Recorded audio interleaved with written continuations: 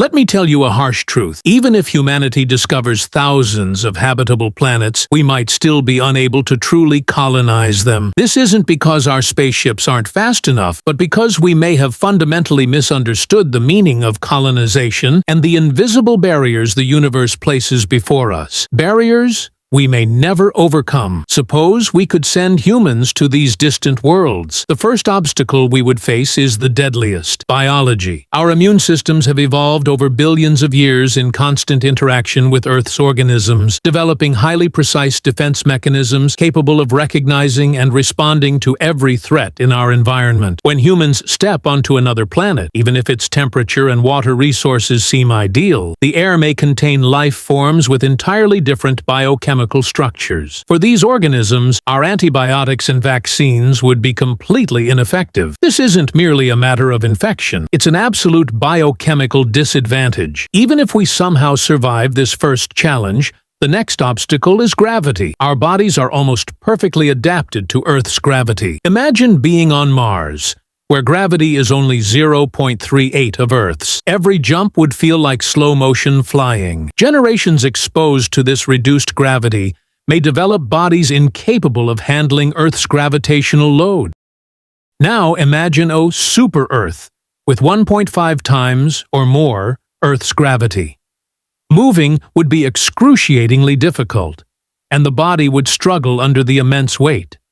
Expanding our perspective further, suppose we manage to overcome all these obstacles and establish a communication station on a planet 10 light-years away. Even then, messages would take at least 10 years to reach Earth, and another 10 to return. A 20-year round trip.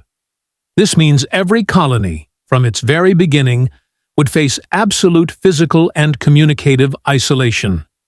This leads to the final and perhaps most profound paradox: time, burden, and the forgetting of our mission.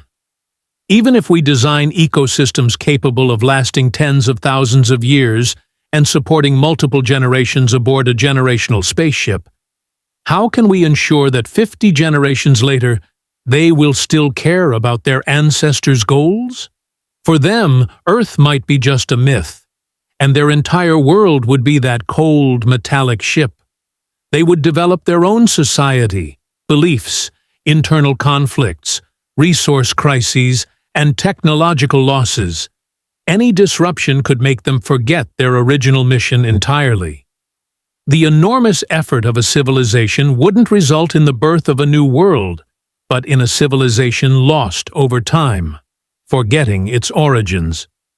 Colonization would cease to exist, and instead become an extraordinarily costly civilizational suicide. Does this mean interstellar exploration is pointless? On the contrary, even if we may never truly colonize other planets, these distant worlds do not exist to offer us an escape.